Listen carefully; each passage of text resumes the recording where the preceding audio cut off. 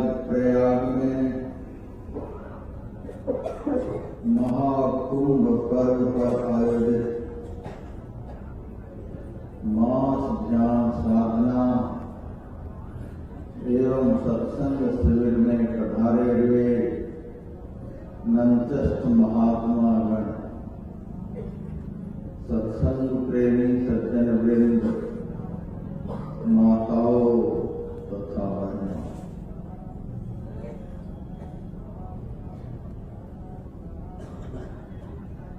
प्रतिदिन संत तुलसीदास जी महाराज द्वारा रचित श्री रामचरितमानस ग्रंथ का यहाँ पाठ होता है और यह पाठ भी जो होता है समय स्थान के अनुसार होता है।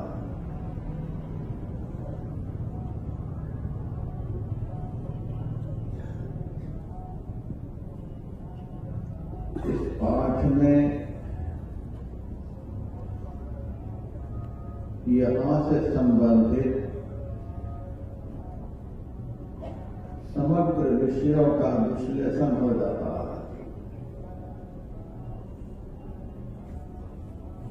यहाँ का महत्व, यहाँ आने का महत्व सबका पता चल जाता है।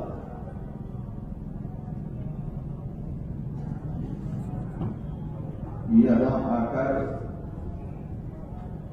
केवल स्नान कर खा पी कर यहाँ के मेले में घूमकर घर चला जाना इतना ही लक्ष्य नहीं है। 99% भेड़िया धसान भक्ति में लगे हुए हैं। सब जा रहे हैं तो हम भी जा रहे हैं, सब कूद रहे हैं तो हम भी कूद गए। कुछ लक्ष्य भी होना चाहिए, कहीं भी जाना लक्ष्य बना करके जाना। हम कुछ भी करें उस कर्म के पीछे हमारा कुछ पवित्र लक्ष्य होना चाहिए। हम इस संसार में जिए, हमारे जीने का भी कुछ लक्ष्य होना चाहिए। हम तो कहते हैं हमारे मरने का भी लक्ष्य होना चाहिए। लक्ष्यहीन जीवन किसी काम का।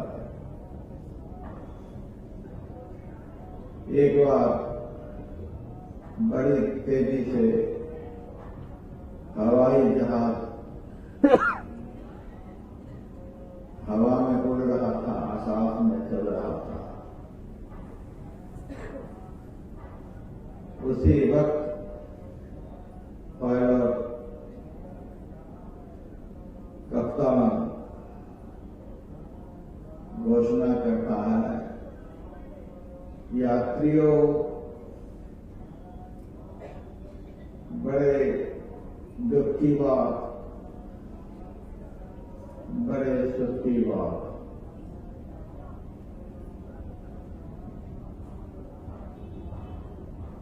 कप्तान की बात किसी को समझ में नहीं आ रही, क्या बोल रहा है।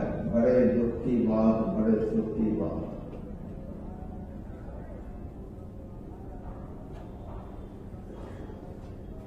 फ्लाइट कर्मी दल से किसी यात्री ने पूछा, एक बार कप्तान से भीतर जाकर पूछो, क्या बड़े दुख की बात, क्या बड़े सुख की बात। हम लोगों को यह बात समझ में नहीं आ रही है। जाकर के फ्लाइट कर्मी दल अंदर में पूछता है। कप्तान कहता है,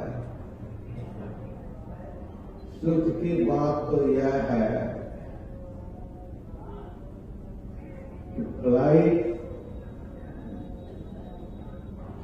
बहुत तेजी से चल रही है, बहुत द्रुत गति है। खुशी की बात है। लेकिन इस फ्लाइट का अभी दिशा सूचक यंत्र खराब हो गया है। बहुत तेजी से चल तो रही है, लेकिन किधर जा रही है कुछ पता नहीं। दिशा सूचक यंत्र खराब हो गया। यह बड़े दुख की बात। चल रही है सुख की बात, किधर जा रही है यह दुख की बात। 99% मनुष्य इसी स्थिति में जी रहे हैं। खाने के पीछे भी हमारा उद्देश्य होना चाहिए, इसीलिए खा रहे हैं। पानी पीने के पीछे भी हमारा कुछ लक्ष्य होना चाहिए, इसलिए पानी पी रहे हैं। जीने के पीछे भी हमारा लक्ष्य होना चाहिए, इसलिए जी रहे हैं।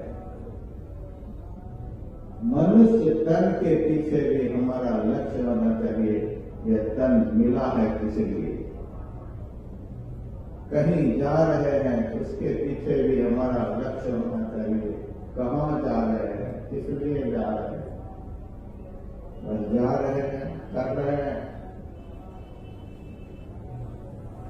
जीवन का कोई लक्ष्य नहीं। सारी दुनिया आ रही है, हम पूछते हैं इसलिए यहाँ आए हैं। त्रिवेणी में स्नान करने के लिए आए हैं। और आगे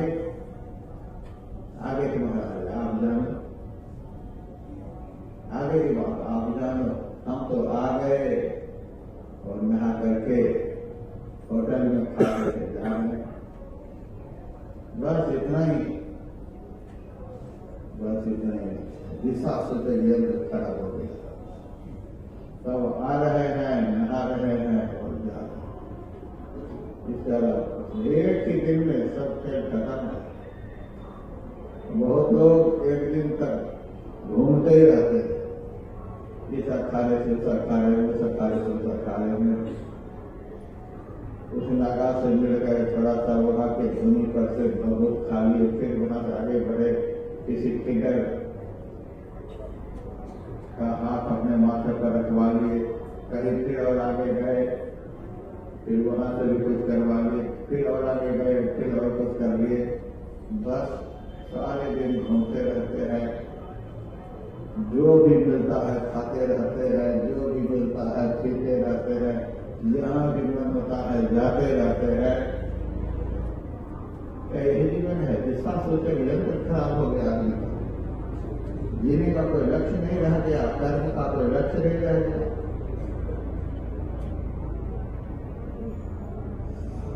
श्वेताश्वतरोपनिषद के ऋषि लिखते हैं, जीवन का लक्ष्य प्रणवो धनो सर्वज्ञात्मा ब्रह्मतम लक्ष्योत्तमम् अप्रमत्तेन धर्मं सर्वतन्मयो भवेत्। प्रणवो धनो, प्रणव कहते ओंकार को, जिस ध्वनि से संसार का सर्जन होता है, पालन होता है, संहार होता है। त्रिगुणात्मिका प्रणव ध्वनि है और वो मां 3 अक्षरों से सम्मिलित यह ध्वनि है। ब्रह्मा का सामर्थ्य, विष्णु का सामर्थ्य, शिव का सामर्थ्य इस एक ध्वनि में है।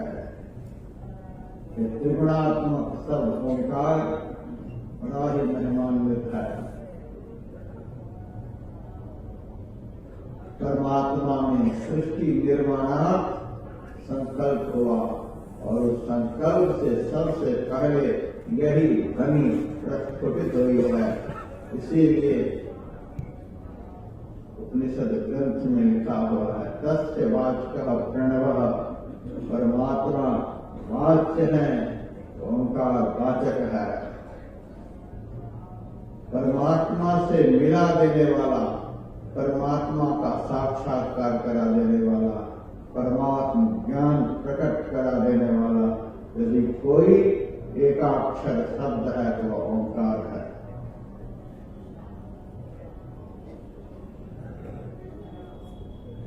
गीता में ओमित्येकाक्षरम ब्रह्म व्याहरण मामूल स्मरण, ये ब्रह्म शब्द है, ओंकार ब्रह्म शब्द है।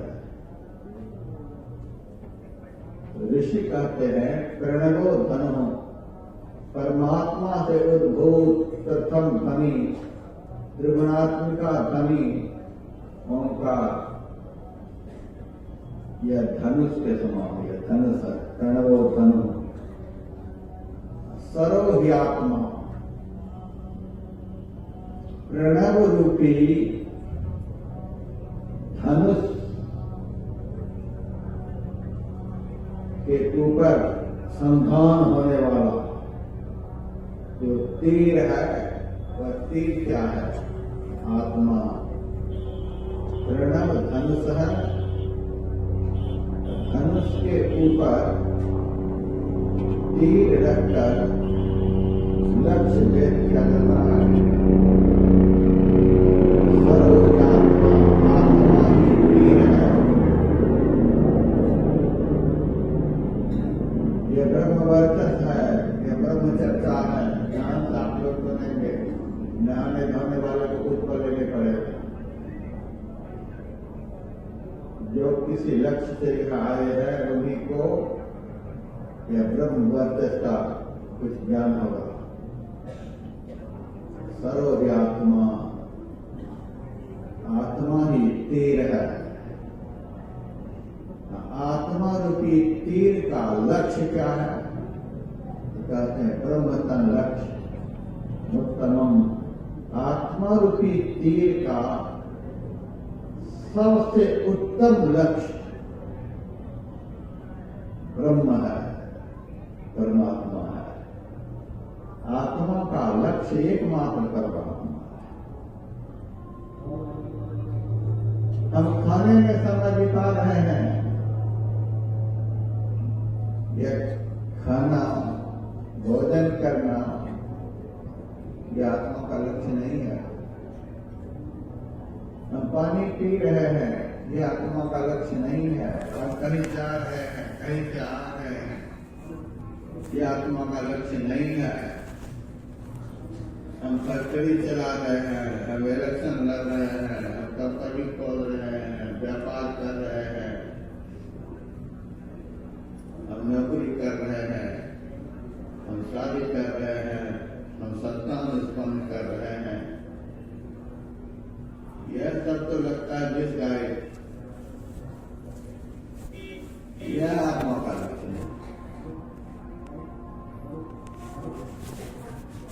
ब्रह्मतन लक्ष्य उत्तम, आत्मा रूपी तीर का लक्ष्य परमात्मा है।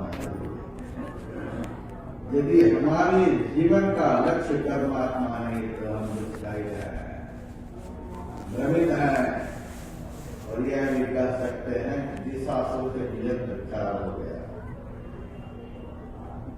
हमारा मन इस संसार के पंच दृश्यों में भ्रमित होकर हमें भी अपने साथ लगाकर भ्रमा रहा है, इस संसार प्रपंच में घुमा रहा है।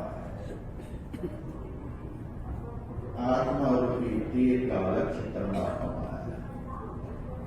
और प्रमत्ते वेदव्यम, जितेंद्रिय पुरुष को सावधानी पूर्वक ब्रह्म रूपी लक्ष्य का आत्मा रूपी तीर के द्वारा भेदन कर लेना चाहिए। शिकारी शिकार खेलने के लिए वन में जाता है, उसके पास एक भी तीर है, भयंकर जंगल है, खूंखार हिंसक जंतुओं से भरा हुआ वह वन है। शिकारी अकेला तीर एक, चारों ओर से भयावनापन है और उस वन में अपने प्राण की रक्षा के लिए शिकारी लक्ष्य भेद करता है। सामने से आने वाला खूंखार हिंसक जंतु पर प्रहार करना चाहता है। यदि वह प्रहार निष्फल हो गया तब भयंकर वन है, भयंकर जंतुओं से घिरा हुआ है और सबसे भयंकर जंतु उसके पर आक्रमण करने के लिए आ रहा है। और ऐसी स्थिति में यदि इनका लक्ष्य निष्फल हो गया, तीर निष्फल हो गया, तीर चलाए और शिकार को लगा नहीं, तब जो शिकारी का जीवन थोड़ा संकट में होता है। लक्ष्य जीव का जीवन इस संसार में उसी तरह से संकट में होता है। अंत काल का जीवन लक्ष्य विहीन जीव का बड़ा संकट में होता है। आगे कुछ सोचता नहीं। देखते हैं सारे सजन संबंधी सामने खड़े हैं, सब खड़े हैं और उनको लेने के लिए ऊपर वाले ने भेज दिया है। उसको ले जाने के लिए ऊपर वाले ने भेज दिया है। ले जाने वाला उनके सामने खड़ा है, काल उनके सामने खड़ा है, मुंह फैला करके काल उनके सामने खड़ा है और सारे सजन संबंधी भी वहां पर उपस्थित है। उनका कमाया हुआ सारा वैभव भी उनके सामने है। सामने खड़ा काल से दौड़ बचाएगा।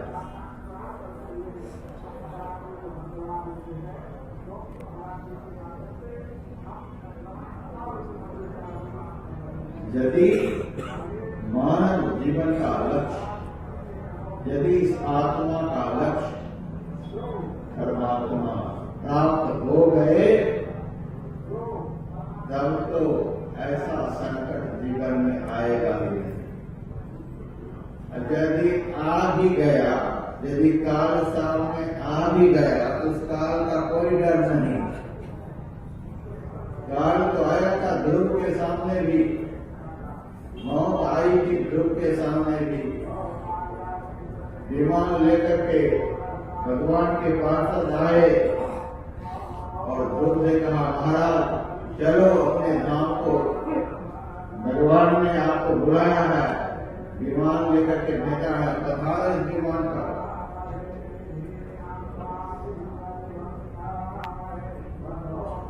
ध्रुव जी 3 बार विमान की परिक्रमा करते हैं।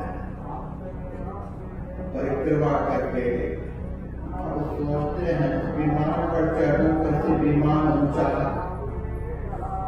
हमारी कद छोटी है, कैसे चढ़ूं। जैसे मन में हुआ वैसे ही मृत्यु देवी विमान के नीचे आकर खड़ी हो गई और कहती, महाराज क्या सोच रहे हो, कैसे मैं विमान पर चढ़ूंगा, मेरे माथे पर पैर रखो, विमान पर चढ़ जाओ।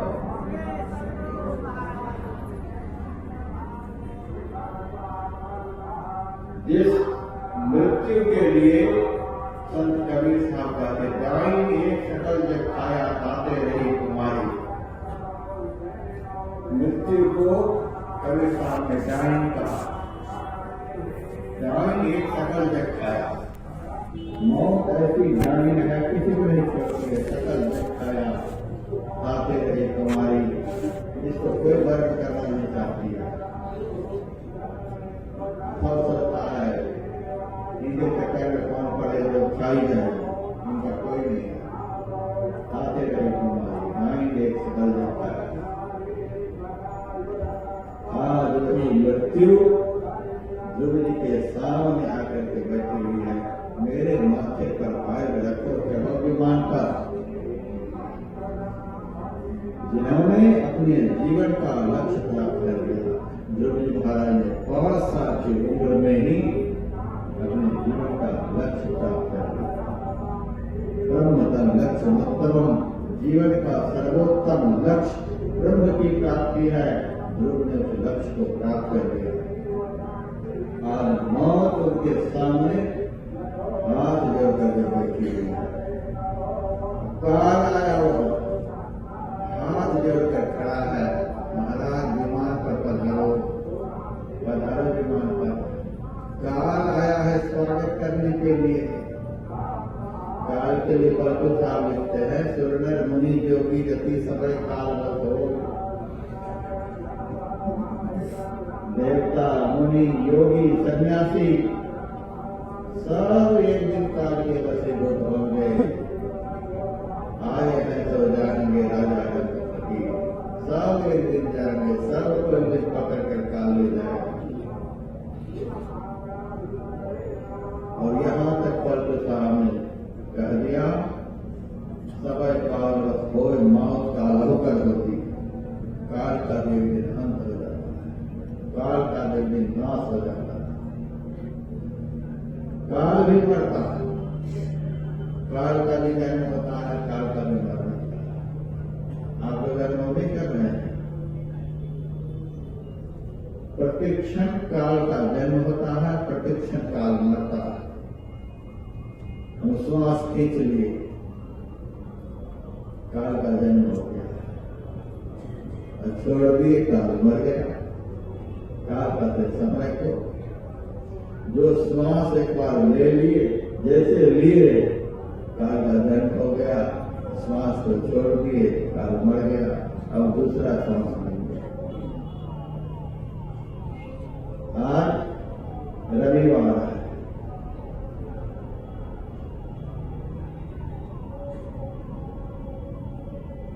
रविवार मर जाएगा,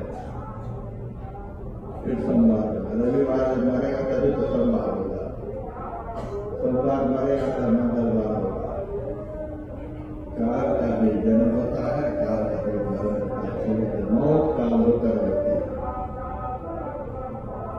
मरता कौन नहीं, बल्कि आपको पूछा गया, आपकी निगाह में सब धर्मशील ही है, काल भी जब मर ही जाता है तो फिर बचता कौन है? बस एक ही बचता है जिन्होंने काल को पैदा किया है। जंतु उपाय काल से जनता मसरत जीवन सवारी। जंतु का जीव को जीव सृष्टि भगवान ने किया है, सबके पीछे काल को लगा दिया। काल से जनता, काल को उन्होंने पैदा किया है, काल के बाप है परमात्मा। इसीलिए सिख धर्म में काल को अकाल मूर्त कहा जाता है। अकाल मूर्त है, मौत काल होकर होती, काल भी मर जाता है। भगवान मरे नहीं, अविगत ज्योति सर्वत्र सृष्टि के कण में प्रकाशमान परमात्मा जो है, एक बात नहीं का नाश नहीं होता है। और परमात्मा से उद्भूत परमात्मा का जो अभिन्नतम अंश या आत्मा है, इसका भी नाश नहीं होता है। इस बीच में जितना जो कुछ भी बना है, सबका सर्वनाश हो जाता है, कुछ नहीं रहेगा। हम आप लोग ताल ठोक रहे हैं कि यह कर लेंगे, वह कर लेंगे, वह कर लेंगे, यह बना लेंगे, वह बन जाएंगे, वह बन जाएंगे, कुछ नहीं रहेगा। न पहले कुछ था, न अभी कुछ है। जो कुछ दिख रहा है वह भ्रम है, और आगे भी कुछ रहने वाला नहीं। सब भ्रम का संसार है।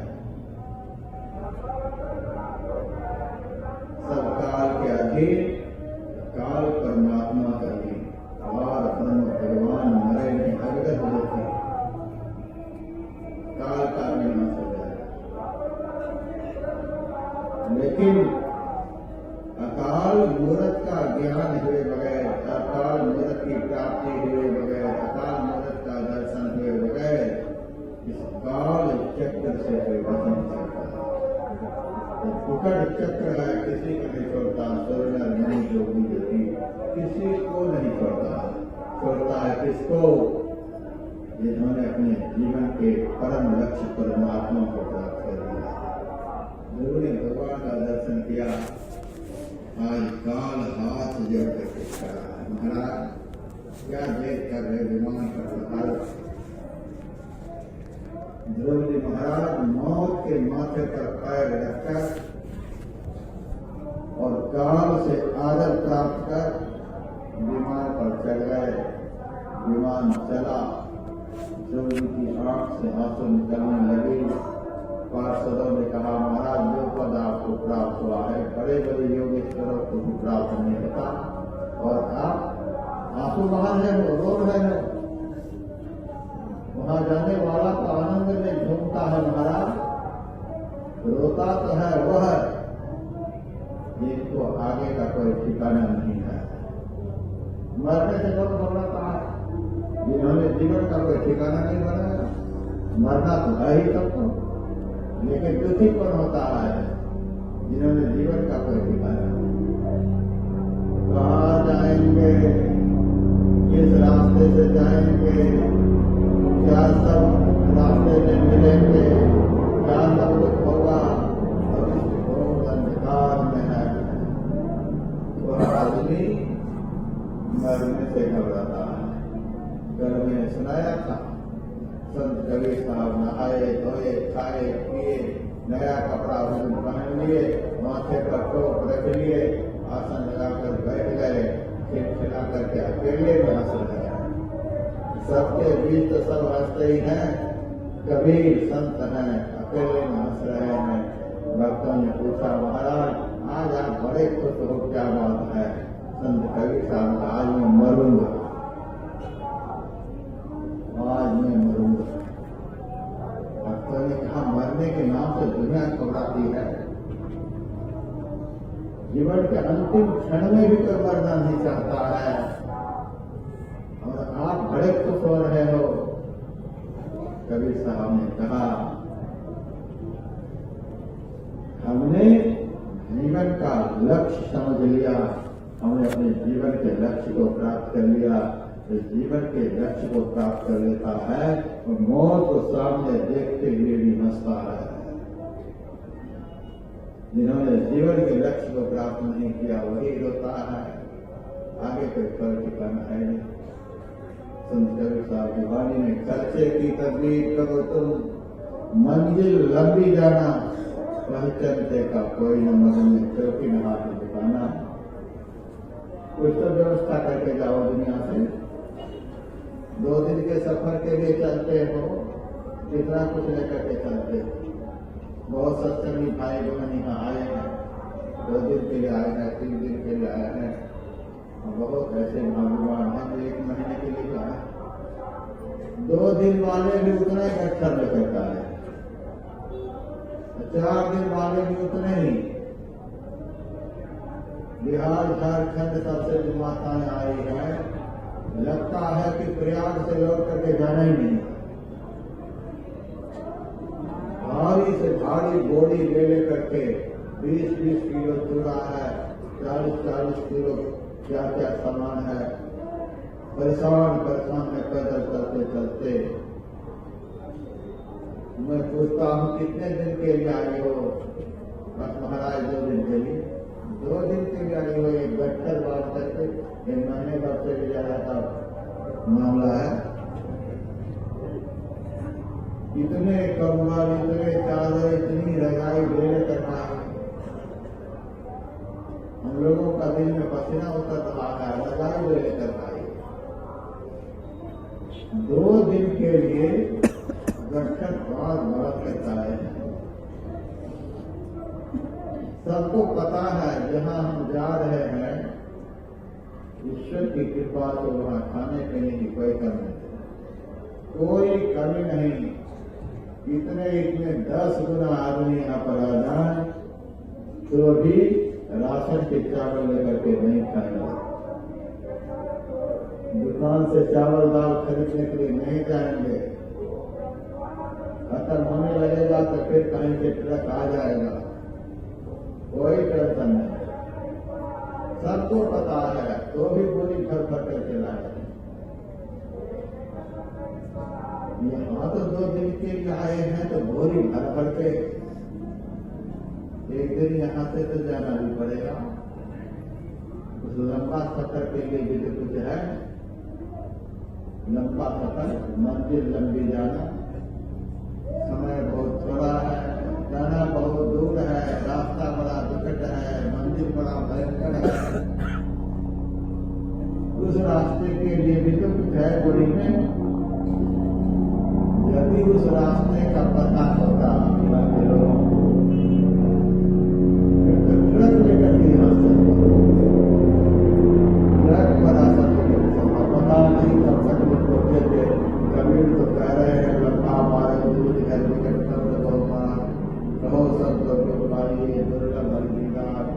नाट बांधते रहते हैं, बांधते रहते हैं, जमा करते रहते हैं, जमा करते रहते हैं, कितना जमा करके पता नहीं। एक महाजन ने अपने मुनि से कहा, बताओ मेरे पास कितनी संपत्ति, हिसाब किताब करके बताया। 8 पीढ़ी आपको बैठ कर दिखाएंगे, इतना धन है। महाजन तो अपने तखत पर चलते गए, मूर्छा आ गई। मुनि ने जैसे तैसे उसको होश में लाया, तब कहता है मेरी बात सुनते ही आप मूर्छित होकर गए, बात क्या है? तूने हिसाब ही ऐसा बताया, हिसाब तो क्या बताया? 8 पीढ़ी के लोग आपको बैठ के खाएंगे। इसी से तो हमको मूर्छा आ गई, 9वीं पीढ़ी क्या खाएगी? 9वीं पीढ़ी इतना भारी टेंशन आदमी को है। यदि आदमी को पता होता सफर लंबा है, रास्ता ट्रक को ले जाने लायक है, पेट तो पतला नहीं, मालगाड़ी लेकर के वो लोग चलते, पता नहीं कब तक पहुंचेंगे, कितना समय लगेगा, कितना ले लेकर के चलते। लेकिन रास्ता ऐसा है कि हाथ भी साथ में नहीं जाता है, ऐसा रास्ता है, हाथ भी साथ में नहीं जाता। खर्चे की तदबीर करो तुम, मंजिल लंबी जाना, खर्चे का तुम उपाय कर लो। रास्ता इतना संकीर्ण है, रास्ता इतना बारीक है, न शरीर इस रास्ते पर चलता, न कोई अंग प्रत्यंग चलता, न कोई इंद्रियां चलती। बिन पावन की राह है, बिन बस्ती का देश, बिना पिंड का पुरुष है, कहे कबीर संदेश। बिन पावन की राह है, उस रास्ते पर पैर से नहीं चला जाता। शरीर में रहने वाला चलेगा, सुबह तो संस्कार को लेकर के चलेगा और कुछ लेकर के नहीं जा सकता है। भगवान को गच्छति जी ने कहा, यहाँ रहकर जो हमने सुबह को कर्म किया है, उस कर्म का संस्कार लेकर के हम सूक्ष्म शरीर से जाएंगे। सूक्ष्म शरीर में हाथ पैर हमें पड़ते सब नहीं खाएंगे। उस सफर के लिए व्यवस्था करनी चाहिए कि नहीं करनी चाहिए? ऐसे हाथ मलते हुए चले जाए, ऐसे आदमी मरने से घबराते हैं, क्योंकि अपने जीवन काल में कुछ भी नहीं। हमारे गुरुदेव कभी कभी सुनाया करते थे, किसी राज्य में अभी की तरह 5 वर्षीय योजना थी, लेकिन वहां का एक नियम ऐसा था, 5 वर्ष पूरा होते ही राष्ट्रपति के पद पर जो होते थे, उनका हाथ पैर बांध करके राज्य के सामने एक घनघोर जंगल में जहाँ होते लेकिन संजन होते थे, वहाँ छोड़ दिया जाता था और मंत्री परिषद की बैठक होती थी। सब योजना बनाते थे, सब बैठक करके जैसे ही राजमहल से बाहर होते थे, राजमहल से बाहर होते ही सबसे पहला आदमी उन मंत्रियों को जो दिखता था, उसी आदमी को राष्ट्रपति का पद सौंपा था। कोई भी हो, पढ़ा लिखा हो, चाहे मूर्ख हो, कोई भी हो, उन मंत्रियों की निगाह महल से बाहर होते ही, दरबार से बाहर होते ही जिनके ऊपर पड़ती, उसी को आसन पर बिठाया जाता। पहले वाले को जंगल में छोड़ दिया जाता। एक ऐसा संयोग बना, मेरे जैसा कोई होगा, घूमता हुआ उस राज्य में पहुंचा और उसी दिन पहला राष्ट्रपति का पासा पूरा हो गया था। उनको जंगल में छोड़ दिया गया। मंत्रिमंडल के लोग बाहर निकले और महात्मा जी के ऊपर दृष्टि पड़ी। महात्मा जी के सबने कहा, महाराज बड़े मौके पर आए हो, आज आपको राष्ट्रपति बनना है। महात्मा का हम कहेंगे राष्ट्रपति बने मतलब महात्मा बनने तो नहीं हो, लेकिन यहाँ का नियम है, ऐसे नियम वाले देश में आप आ गए हो, अब यह बनना ही पड़ेगा। अच्छा, मुझे राष्ट्रपति बनना पड़ेगा? हाँ, यह नियम है। इस नियम के तहत आपको राष्ट्रपति बनना पड़ेगा। पहले आप टिकट लाए। अच्छा, कितने दिनों के लिए राष्ट्रपति बना होगा? 5 साल के लिए। 5 साल के बाद क्या करोगे? सामने देख रहे हो जंगल की दाल सुनाई पड़ रही है, आलू गरज रहा, हाँ गरज रहा, तो वहीं आपको छोड़ दिया जाएगा नाश्ता कराने के लिए। नाश्ता कराने के लिए छोड़ोगे? अब जो समझो महाराज 5 साल के बाद नहीं जाना होगा। 5 साल तक हम राष्ट्रपति बनेंगे, तो चलेगा किसका? तुम्हारा कि हमारा? 5 साल तक आप चलेगा, आप राष्ट्रपति हो। 5 साल तक आप इस हुकूमत चलेगा, जो चाहो तो कर सकते हैं। 5 साल के बाद तब हम जो चाहते तो करें, यहाँ का नियम। अच्छा, ऐसी बात है। चलो देखा तो मुहूर्त में शपथ ग्रहण हुआ। महात्मा जी को राष्ट्रपति बना दिया गया। महात्मा राष्ट्रपति बन करके अपने देश के बड़े बड़े आर्किटेक्ट को बुलाए, इंजीनियर को बुलाए, बड़े बड़े बिल्डर्स को बुलाए, सबको बुलाए, बैठक कराए और कहा 1 महीने के अंदर आज के सामने जो जंगल दिखाई दे रहा है, की सफाई कर। 1 महीने के अंदर पूरे जंगल की सफाई कर। ये भी दिखे जंगल की सफाई हो जाएगी, जंगल तो अपने साथ हो जाएगा। जंगल की सफाई, पूरे जंगल की सफाई कर। जंगल की सफाई हो गई, जंगल अपनी बात 2 साल का ठेका मैं दे रहा हूँ। 2 साल के अंदर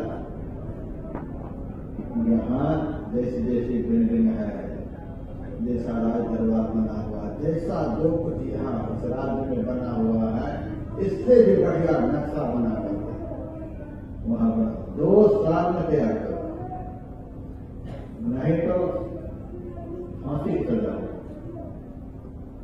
मेरी हुकूमत को नहीं मानोगे, फांसी की सजा हो। 2 साल में जितनी भी मिस्त्री लगे, जितना जो कुछ लगे तैयार करा, दूसरे राज्य की संस्था।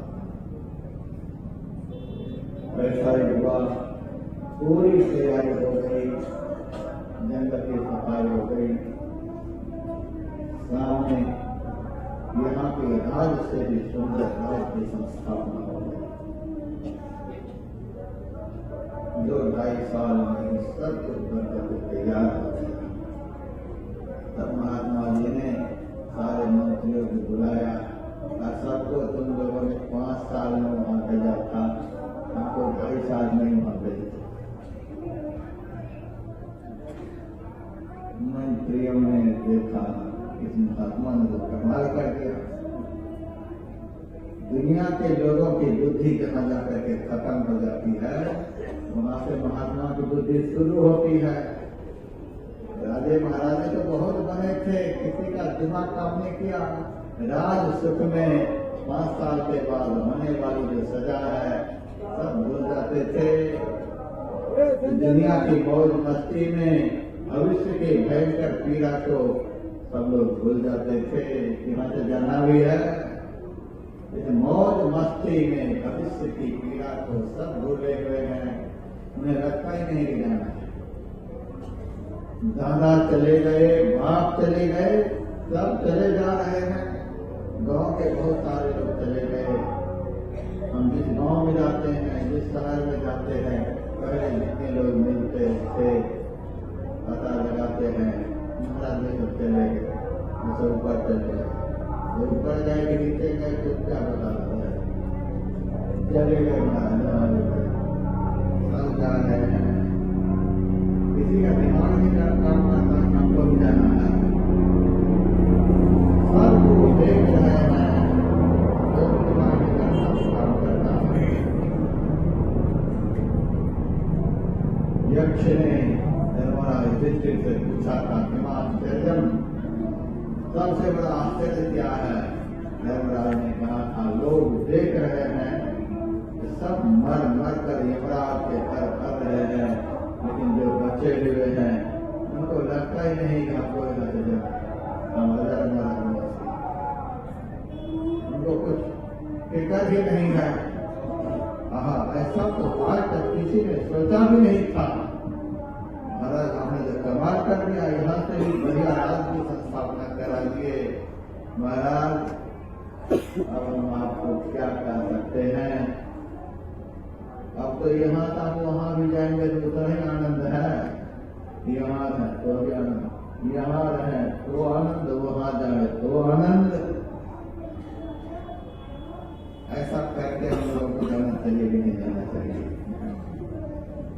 मैं जब कबीर की साक्षी सुनाता हूँ, आए हैं तो जाएंगे राजा अनंत पति, एक सिद्धांत चले चले बंदे जा बंदे, आए हैं तो जानेंगे राजा सब जानेंगे।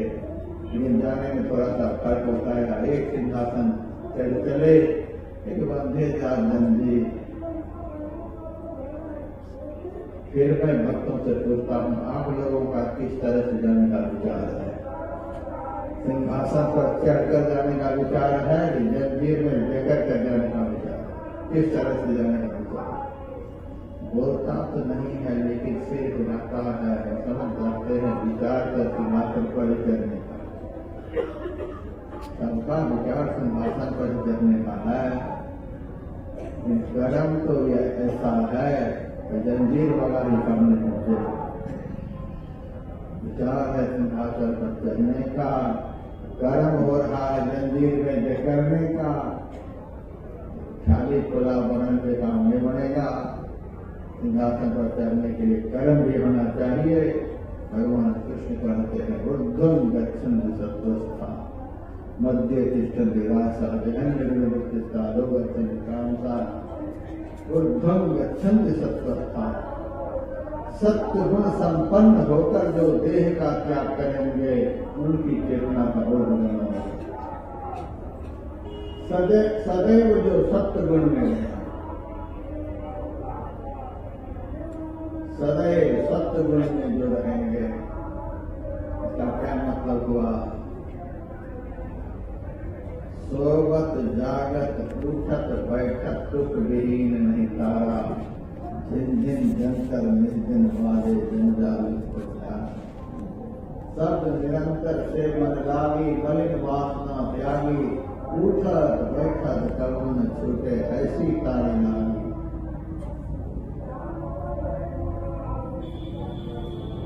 साधो सहज समाधि बनी, गुर प्रसाद जा दिन ते जागी दिन दिन अधिक चले। जह जह डोलो सो कर कर्मा जो कुछ करो सो सेवा। जब सो मोतम करो दंडवत पूजा और देवा। कहो नाम सुनो सो सुमरन खाओ पियो सो पूजा। विरह उजार एक सम लेखों भाव मिटाओ पूजा। आंखें मूदो कानन रुद्धों तनिक कष्ट नहीं धारो। खुले नैन पहचानो हथे से सुंदर रूप निहारो। सब निरंतर से मन लागी मलिन वासना त्यागी। उठत बैठत कवन छूटे ऐसी कार्य लागी। कह कबीर यह उन्मुनि रहनी सो प्रकट कर गाई। दुख सुख से कोई पड़े परम पद ते पद रहा समाई। इसी जीवन काल में यह काम करके जाना तब ऊर्ध्वं गच्छन्ति। सदैव हमारा मन सतोगुण में है। भजन का तार जीवन में कभी नहीं टूटे। जागरण निद्रा विनिर्मुक्तः स्वरूपा अवस्था न्यास। स्वरूपानुसंधान की स्थिति में दिन रात है। न जागृत का पता चले न स्वप्न का पता चले न सुसुप्ति का पता चले। सदैव तुरीयावस्था में जिनकी चेतना काम करती है। कभी संसार का चिंतन नहीं। जिनके चिंतन से संसार बाहर हो गया। कभी भी जिनका चित्त संसार का चिंतन नहीं। श्याम रूप सुचि रुचि कसौटी। चित कंचन कसई हो अवलम न सामी अवना न सही।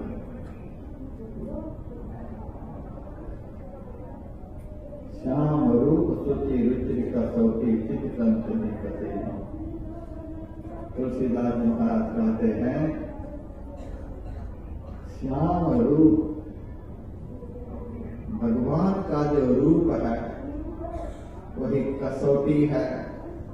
भगवान का रूप कसौटी है। हमारे आराध्य देव का रूप जो है वो कसौटी है। हमारे जो इष्ट देव हैं जिनका हम भजन चिंतन करते हैं वे ही कसौटी है। श्याम रूप सुचि रुचि कसौटी। और हमारा चित्त जो है वही सोना है। हमारा चित्त सोना और हमारे इष्ट देव के रूप जो है वे कसौटी। कसौटी पर ही सोना को कसा जाता है। यह सोना खड़ा है कि छोटा है। हमारा चित्त सतोगुणी है कि रजोगुणी है कि तमोगुणी है।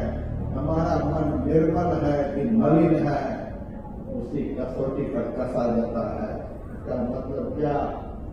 यदि हमारा चित्त सदैव इष्ट रूप के चिंतन में ही लगा रहता है। यदि हमारा मन सदैव इष्ट का ही स्मरण में लगा रहता है। एक क्षण के लिए भी मन से इष्ट का स्मरण छूटता नहीं। एक क्षण के लिए भी चित्त से इष्ट के रूप का चिंतन नहीं छूटता। तो समझिए हमारा चित्त निर्मल है। हमारा मन निर्मल है। निर्मल मन जो होता है, निर्मल चित्त जो होता है वह सत्य गुण प्रधान होता है। ऐसे निर्मल मन से, ऐसे निर्मल चित्त से जो देह का त्याग करेंगे ऊर्ध्वं गच्छन्ति। उसका ऊर्ध्वगमन भगवान का वचन है। ऊर्ध्वगमन का मतलब प्राप्त पुण्य कृता लोकान चित्तापासते समासुती नाम श्रीमतान के योग प्रश्न विजायते अथवा योगिना में वकुले बहुत जीवतान वे तत्व जड़ कर्म लोके जिन्हें प्राप्त पुण्य कृता लोका पुण्यवान पुरुष के योग में शरीर नहीं रह जाएगा। शरीर में रहने वाला निकलेगा, किधर जाएगा? ऊर्ध्वगमन करेगा। ऊर्ध्व गति होगी। अंदर के आवरण का भेदन करता हुआ प्रकाशमान लोक में जाएगा, जहाँ सर्वस्व देवता लोग पहले से विराजमान रहते हैं। उनकी चेतना का ऊर्ध्वगमन होगा। पुण्यवान पुरुष के लोक में वे जाएंगे, विशाल सर्व सुख को भोगेंगे। फिर उनकी कभी इच्छा होगी मैं धरती पर जाकर के भजन करूं। यहाँ जब वह आएगा स्वर्ग से वापस जब धरती पर आएगा तो कहाँ आएगा? सुचीनाम पवित्र पुरुष के घर में उनका जन्म होगा, वहां का वातावरण बड़ा पवित्र होगा। श्रीमतांगे धनवान घर में उनका जन्म होगा।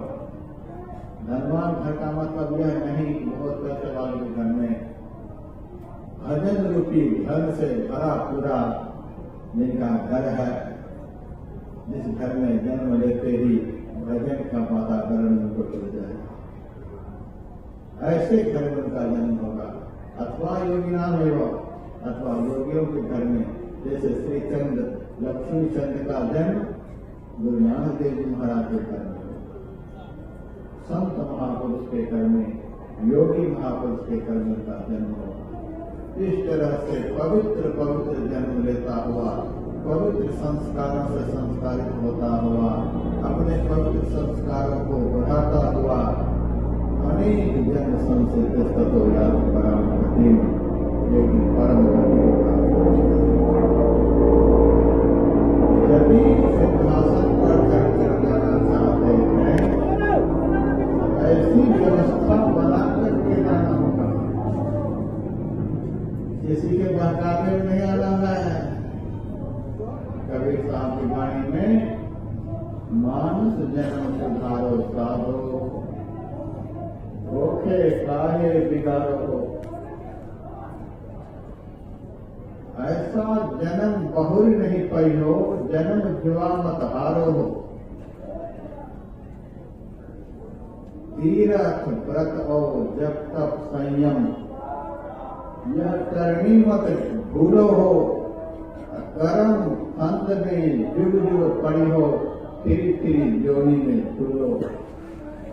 ना कछु नहाए ना कछु धोए, ना कछु घंट बजाए हो, ना कछु नेति ना कछु धोती, ना कछु नाचे गाए हो। सिंगी शबरी विभूतियों बटवा, स्वाई स्वांग से न्यारा हो। कहे कबीर मुक्ति जम चाहो, मानो वचन हमारा हो। बुलावे में मत आना, बहकावे में मत आना, इतने पापर बेलने ही होंगे। तीर्थ में जाओ कोई बात नहीं, लेकिन ये पापर बेलने ही होंगे। उत्तम गच्छन से सत्वस्था, अपने मन को सतगुणी बनाने के लिए 24 घंटे भजन के वातावरण में अपने को रखना ही पड़ेगा। आप नौकरी करते हुए इस वातावरण में रहो, व्यापार करते हुए इस वातावरण में रहो, लड़के बच्चे के साथ इस वातावरण में रहो, खेतों में काम करते हुए इस वातावरण में रहो, महात्मा बनकर इस वातावरण में रहो। इस वातावरण में रहे बगैर किसी भी उपाय से आपका उद्गम नहीं हो सकता। बहकावे में नहीं आना है। किसी ने कह दिया कर लो बस हो जाएगा, वो कर लो बस हो जाएगा, दूसरा दान कर दो बस कल्याण हो जाएगा। मैंने एक जगह देखा, एक बूढ़ा मर रहा था। मरते हुए बुढ़े के हाथ में गाय की पूंछ पकड़ा रखा था, गोदान हो रहा था। मैंने कहा क्या कर रहे हो? गोदान करा है, इसलिए बुढ़ा बेचैनी पार में गिर जाता है। बुढ़ा बेचैनी पार में गिर जा रहा है। जीवन भर क्या किया है? बड़ा भारी डाकू था, बड़ा भारी डाकू था, बड़ा भारी डाकू था। बेचैनी पार कर रहा है। मैंने कहा मूर्ख आदमी, इस गाय को तो पता नहीं है कि किस बूढ़े खाने में जाने वाली है। तो इसकी पूंछ पकड़ कर ये डाकू बेचैनी पार हो जाएगा, नरक निवारण चतुर्दशी हो जाएगी। इसकी मूर्ख बन रहे हो, मूर्ख बना रहे तुमने। असली बात तो यह है कि असलियत का पता अंतकाल में चलता है। बेटे ने, पोते ने, सगे संबंधियों ने डाकुओं से बहुत दुष्कृत्य करा करा करके बहुत माल लूटा है, बहुत मौज लूटा है। दूसरा संत दूसरा है, जब दूसरा मारने के लिए जा रहा है, इनको मूर्ख बनाने के लिए अपना हाथ खींच लिया, जानवर की पूंछ पकड़ा दी। अपना हाथ खींच लिया, जानवर की पूंछ पकड़ा दिया, बूढ़ा बेहतर नहीं पार। ऐसे यदि बेहतर नहीं पार होते तो आप तो दिन में 10 का लोग पूंछ पकड़ के दान करते। इतना सस्ता है। पहले तो यहाँ से बेहतर नहीं पार होना होता है, तब आगे की बेहतर नहीं से पार होना होता है। अभी बेहतरनी में नहीं है, अभी भी बेहतरनी नहीं है। रस रक्त मेद मज्जा मांस अस्थि लिप्त इन 7 धातुओं की नदी बेहतरनी में बहती है। इन 7 धातुओं के पिंजरे में जीव की सुधा कैद है। तो बेहतरनी बार की बात करते हो। 9 द्वारों से निकलकर 10वां द्वार में जब तक प्रवेश नहीं होगा, तब तक नरक से पार जीव हो भी सकता है। बहकावे में नहीं आना है, बुलावे में नहीं आना है। बेहतर नहीं पार हो गए, इतना दान कर दिए पार हो गए। एक चोर ने कहीं कथा में सुना था कि सोना का दान करने से सीधा स्वर्ग जाता है। किलो भर सोना कहीं से चुरा करके ले आया, चुरा कर लाया किलो भर सोना, सुई के बराबर सोना ब्राह्मण को दान में दे दिया। बाकी सोना घर में रखा है। और वो चोर घर से बाहर निकले से कहा घर से बाहर करे, वहां से इधर किसी कान पागल हो गए क्या? यही घर यही बाहर, यही घर यही बाहर। देख रहा भगवान पड़ता है अपने भारत की चोरी कियो सोई दिखादान। ऊंचा की ऊंचे से देखा फिर कब आप विमान देखने के लिए ऐसे भी माना जाता है। लोग महाराज देश गए तब भी मनाया था। महीने के अंदर जब गुरु को भगवान का दर्शन हुआ, वो तेरे जंगल में रहने वाले ऋषि मुनि महात्मा भगवान के पास आए और शिकायत पेश की, महाराज हम लोग समझ गए कि भगवान भी भरे हुए कोई भरते हैं। तो भरे हुए भरते क्या मतलब हुआ? जरूरी चक्रवर्ती सम्राट का बेटा था, इसीलिए आपने 6 महीने में दर्शन दे दिया। क्षत्रिय के घर में का जन्म हुआ, इसीलिए जल्दी से दर्शन दे दिया। देखने में बड़ा सुंदर था, सुकोमल शरीर था, राजा का बेटा था ही। इतना सुंदर देखने में चमक रहा था शरीर। इनकी सुंदरता को देखकर, इनके बालपन को देखकर, क्षत्रिय कुल में जन्म देखकर, राजा का बेटा देख करके आपने 6 महीने में दर्शन दे दिया। हम लोग घिस गए, 50,000 वर्ष हो गए महाराज जंगल में। कोई कहता है 75,000 वर्ष हो गए वन में। हजार वर्ष से जंगल में रहते रहते देखो देह में दरिया पड़े महाराज। इस हालत में मैं पड़ा हुआ हूँ, आज तक दर्शन की बात नहीं। आज तो दर्शन हुआ, आज तो आगे दर्शन करने को।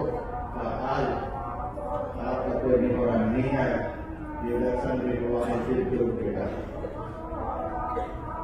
इन ध्रुव को दर्शन नहीं दिए होते, इनके बहाने हम यहाँ कैसे आते? भगवान ने सोचा तो बड़ा बड़ी कलंक लगा रहा है। राजपूत के घर में पैदा लिया है, राजा का बेटा है, इसीलिए जब से दर्शन हो गया। हमारा तो कोई भजन नहीं करेगा। तो ऋषि मुनियों से कहा, तुम लोग मुझे कलंक लगा रहे हो, चलो हम कुछ तुमको आज दिखा देते हैं। चलो मेरे पीछे पीछे आगे आगे भगवान, उनके पीछे ध्रुव के पीछे सारे ऋषि मुनि महात्मा। एक विशाल ऊंचा पहाड़ सामने दिखा। भगवान ने ऋषि मुनियों से कहा, महात्मा बताओ इस पहाड़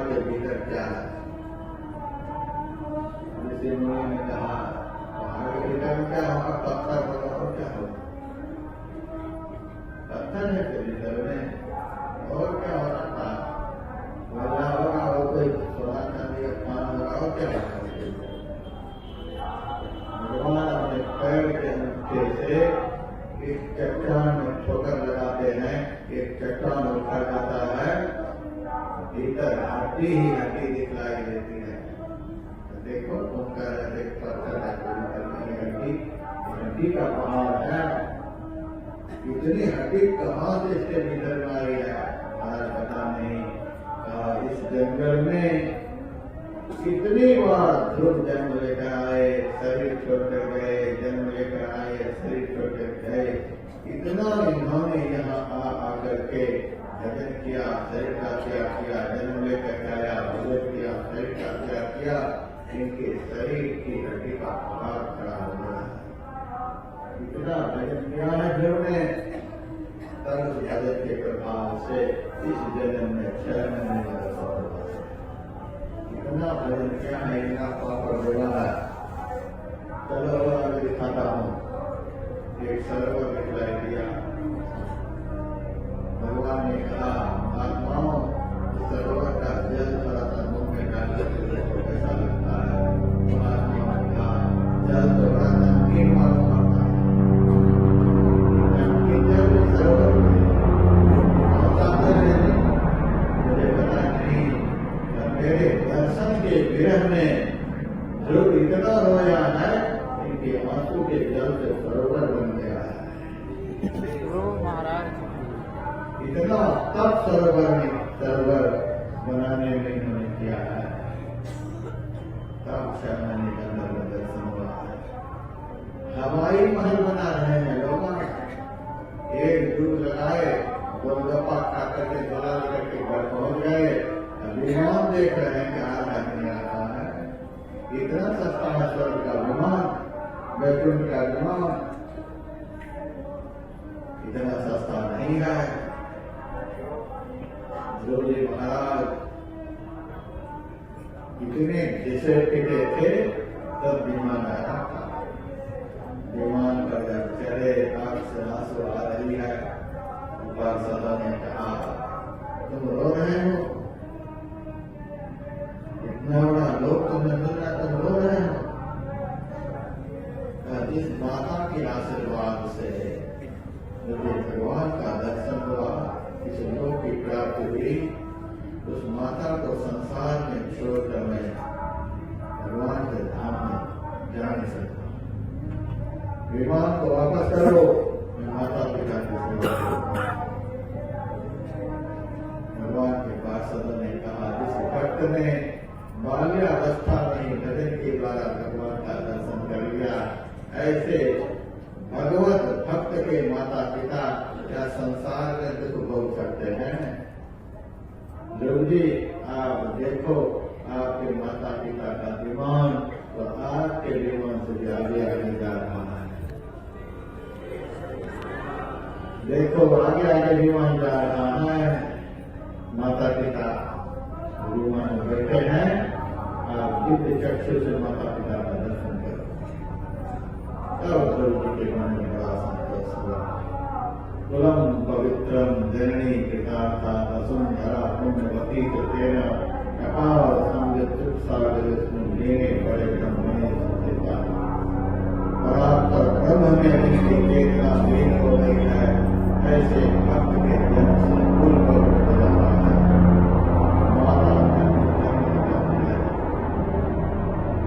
पृथ्वी कृत हो जाती है। इतना बड़ा चमत्कार होता है। बहता में नहीं आना है। हवा में नहीं मिल जाते हैं स्वर्ग, हवा में नहीं मिल जाते वैकुंठ। भगवान का वचन है ऊर्ध्वं गच्छन्ति तत्त्वता। उन्होंने अपनी चेतना का ऊर्ध्वगमन करा लिया है। सत्गुण संपन्न अपनी चेतना को बना लिया है। वही सिंहासन पर चढ़कर यहाँ से जाएंगे, अर्थात वही आनंद से जाएंगे। बाकी जब ख्याली पुलाव बना रहे हैं, ज्यादा तीर्थ में पुलाव बनाने वाले ही आते हैं। सब गंगा के घाट पर पुलाव बना रहे हैं, पर पुलाव बना रहे हैं। हमारे महात्मा बिल्कुल गए आज पुलाव बनाने के लिए, और आदेश लेकर के गए हैं। ठीक है जाइए, आप भी पुलाव बना करके आ जाइए। हम तो 30-35 साल पहले पूरा बना लिए।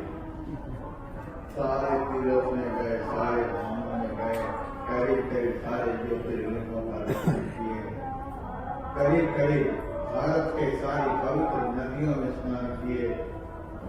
नदी के चकमों को तो कहे समुद्र का भी संगम कन्याकुमारी में है, वहां भी खूब नहाए धोए, 7 दिनों का जल से भी मिलने गए, सब करके तब कभी की बात समझ में आई, ना कुछ नहाए, ना कुछ धोए, ना कुछ ढंग बजाए हो, ना कुछ नेती, ना कुछ धोती, ना कुछ नाचे गाए हो।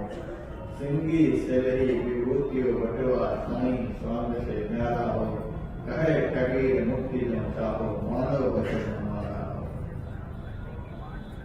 ऐसे हवा में सब कुछ नहीं हो जाता है, जीवन का कोई लक्ष्य होना चाहिए।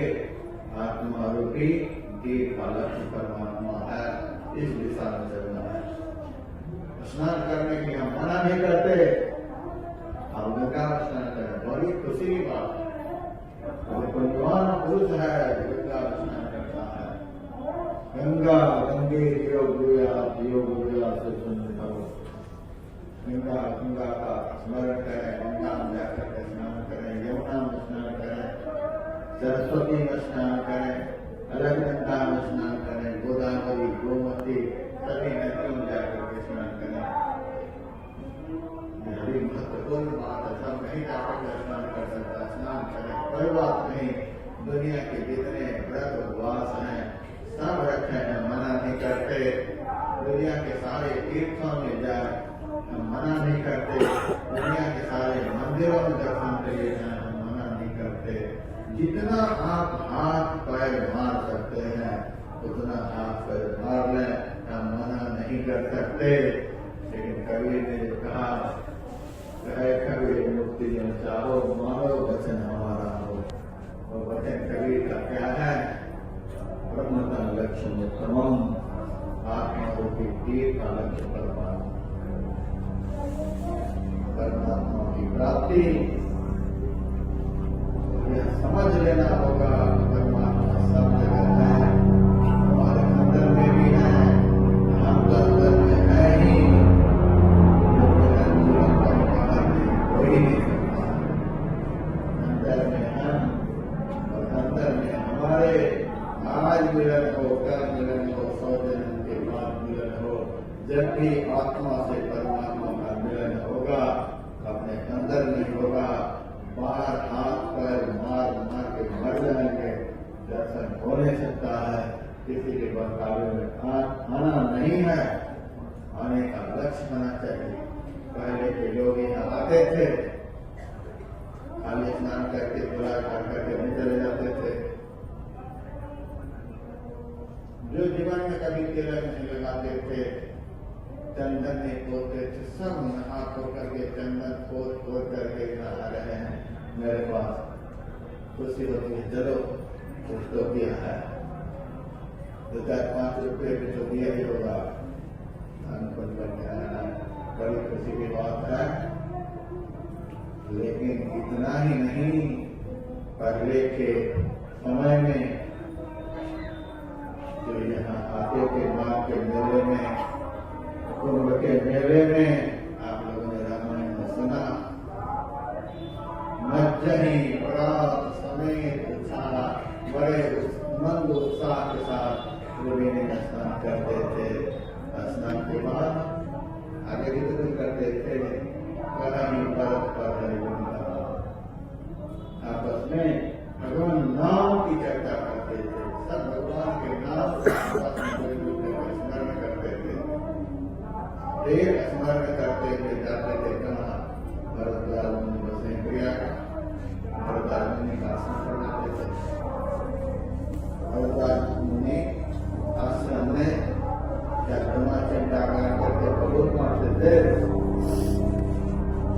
भरद्वाज मुनि पूजा करके सुना लगा करके चिंता करते बहुत मारते थे।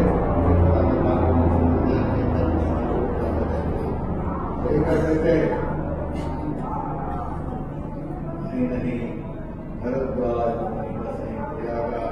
कि नहीं राम पद अति अनुरागा, भगवान से प्रेम करते थे, तब करते थे या न करते, तापस शाम अपने मन को अपने वश में करने का अभ्यास करते थे, दान समग्र इंद्रियों को अपने वश में करने की साधना करते थे, समस्त प्राणियों पर निहारत करके दया करते थे,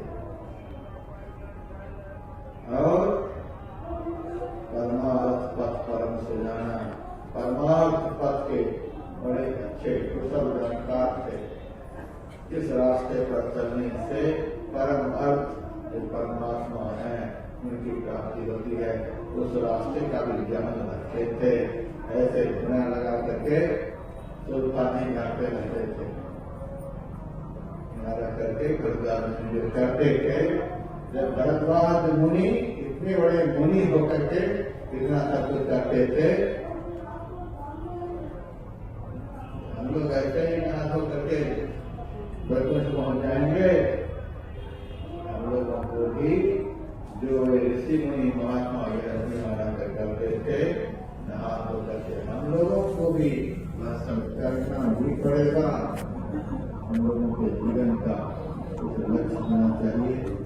संत की शरण में जाने से जीव को अपने जीवन के लक्ष्य का सही पता चलता है, क्योंकि संत लक्ष्य भेद किए हुए होते हैं, परमात्मा को प्राप्त किए हुए होते हैं, उनको असली प्राप्त का पता होता है, इसीलिए असली प्राप्त का पता होता है।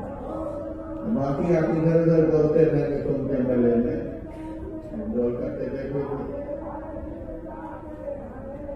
बैठ बैठ करके सुनिए जा करके 3-3 घंटे का समय लगता है, तो जो 4 घंटे बोल रहे हैं भले से हवा ही नहीं निकल रही तो भी घर से चले जा रहे हैं, 3 घंटे 4 घंटे का क्या क्या गरजते हैं हमें तो कुछ पता ही नहीं चलता।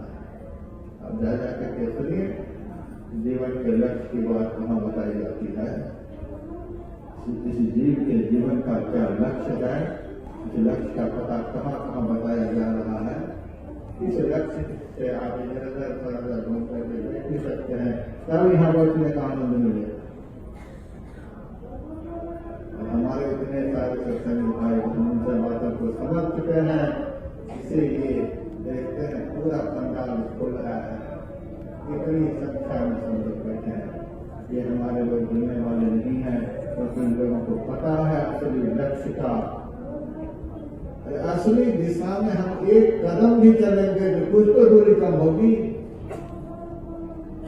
बिना मंजिल का रास्ता पर हम चलते चले जा रहे हैं, चलते चले जा रहे हैं। हमारे बहुत सत्संगी आ रहे हैं, महाराज 3 दिन से चल रहे हैं, 2 दिन से चल रहे हैं, 8 घंटे से चल रहे हैं, जो चल रहे हैं। महाराज का बताई नहीं बताता था क्या करते बिना पता के चल रहे हैं, 2 दिन चले हैं, 1 दिन चले हैं, किसी 1 दिन चले हैं, किसी 8 दिन। और जो सही पता सही लोकेशन से चले हैं वो आधा घंटा में प्रयागराज से यहाँ पहुंच गए। जिनको सही लोकेशन मिल गया है वो आधा घंटा में यहाँ पहुंच गए, जो बिना लोकेशन कहीं चले जा रहे। महाराज 3 दिन लग गए, 2 दिन लग गए, पहुंच गए, और यही बहुत बड़ी बात है। गुरु महाराज की दया है, गुरु महाराज को जीवन में लक्ष्य बना करके चले हो, इसीलिए पहुंच गए। नहीं तो 20 कोस विस्तार वाले मेले में बिना पता के पैसा ही ठिकाने पर पहुंच जाए, पता नहीं। बिना लक्ष्य के नहीं चलना है, लक्ष्य बना करके चलना है। लक्ष्य का पता प्रतिदिन यहाँ से बताया जा रहा है, समय से आने में लीजिए। एक छोटा सा भजन भी सुन लीजिए। आज रविवार है, गुरु कीर्तन भी होगा, जो आध्यात्मिक आरतियां भी होंगी। आरती के बाद अभी का सफर समाप्त होगा। यहाँ के पाठशाला में समय की बड़ी प्रतिबद्धता है, आप लोग सुनते रहिए। समय से कार्य की बात है, 1 मिनट का वेट कर